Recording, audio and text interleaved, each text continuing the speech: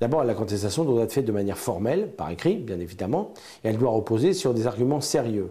Le principal argument qui est soulevé et qui est vu dans les 3/4 des recours et dans les décisions de jurisprudence connues aujourd'hui de l'ensemble du public et que vous pouvez voir sur Internet, concerne les notifications préalables des droits des requérants. C'est-à-dire que lorsque vous êtes arrêté, on doit vous informer que par la suite, si vous êtes condamné ou si vous payez votre amende, vous perdrez des points.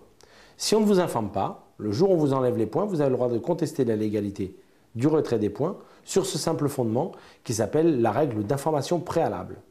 Vous n'étiez pas informé que vous alliez perdre des points, vous recevez un courrier vous adressant une perte de points, vous dites voilà, moi je n'étais pas informé, je n'étais pas au courant, on ne m'a pas écrit pour me dire que je perdrais des points. Et dans ce cas-là, le tribunal devra vous rendre, et le ministre par la suite, les points qui vous ont été abusivement enlevés. Deuxième motif de recours très classique, lorsque vous faites l'objet d'un PV, par exemple, qui vous est remis pour une infraction, celui-ci doit comporter des cases, notamment de mention de perte de points.